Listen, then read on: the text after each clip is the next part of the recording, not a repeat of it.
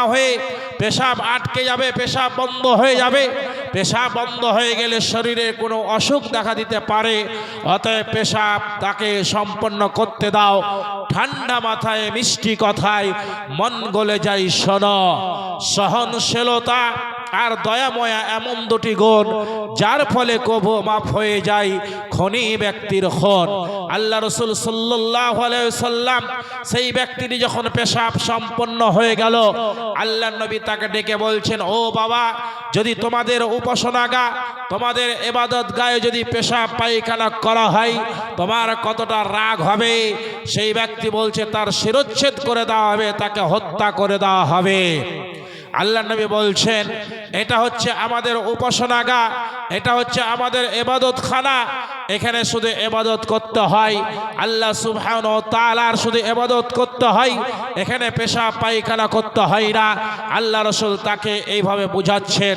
সেই ব্যক্তিটি মনে মনে চিন্তা করেছেন, আমি যে অন্যায় অপরাধ করেছিলাম, এই অন্যায় অপরাধের শাস্তি হচ্ছে আমাকে হত্যা করে দেওয়া, কিন্তু আমাকে হত্যা না করে আমাকে বুঝিয়ে পাঠিয়ে দেওয়া হচ্ছে।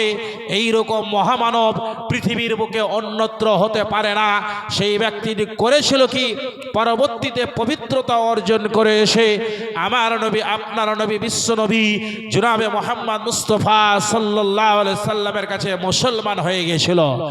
এই ছিল আমার নবী, আপনার নবী, বিশ্ব নবী জনাবে মুহাম্মদ মুস্তাফা সাল্লাল্লাহু আলাইহি সাল্লামের চরিত্র।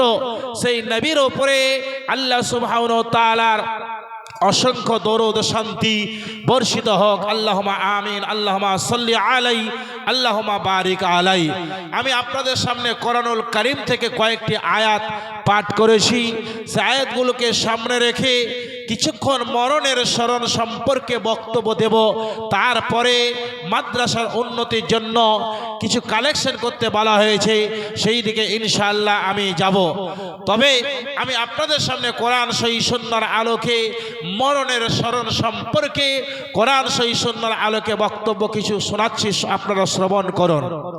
আল্লাহ পাক রব্বুল আলামিন কোরআনুল কারীমের মধ্যে বলেছেন, কাইফা তাকফুরুনা বিল্লাহি ওয়া কুনতুম আমওয়াতান ফাহইয়াকুম সুম্মা ইউমীতুকুম সুম্মা ইউহয়িকুম সুম্মা ইলাইহি তুরজাউন।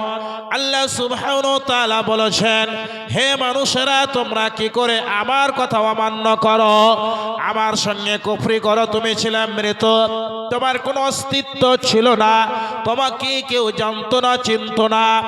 আব্দুর রহমান, আব্দুল সত্তার, আব্দুল খালিক, আব্দুল মালিক, এই যে আমাদের নাম, আমাদের কেউ জানতো, আমাদের কেউ চিনতো, আমাদের কেউ চিনতো না, জানতো না।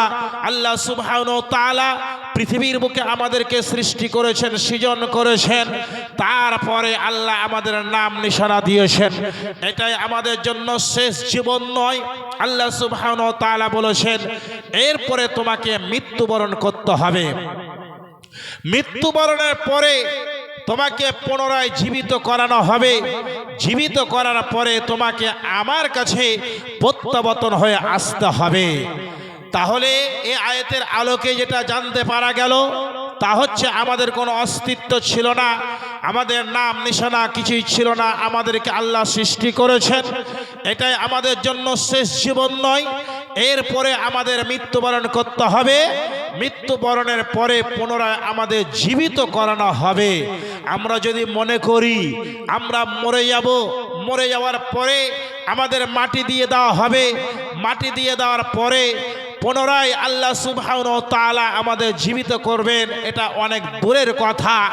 এই কথাগুলো ছিল কুফফারে মক্কাদের, যে আমরা মরে যাব, মাটিতে মিশে যাব, পুনরায় আল্লাহ আমাদের জীবিত করতে পারবেন, এটা অনেক দূরের কথা। কিন্তু মৃত্যুর পরে আল্লাহ সুবহানাহু ওয়া তাআলা আমাদের জীবিত করতে পারবেন, এত কোনো সন্দেহ নাই। তার দৃষ্টান্ত আমি কোরআন থেকে তুলে ধরেছি। আউযু বিল্লাহি মিনাশ শাইতানির রাজীম। আও কাল্লাযী মাররা আলা ক্বরিয়াতিন ওয়া হিয়া খাবিয়াতুন আলা উরুশিহা। একজন ব্যক্তি একটা গাধার উপরে সওয়ার হয়ে এমন একটা জায়গা অতিক্রম করতেছিল, যেই জায়গাটা অতিক্রম করতে গিয়ে তার নজরে এমন একটা গ্রাম, এমন একটা বস্তি, এমন একটা গাঁও তার নজরে পড়ল, যেই গ্রামটা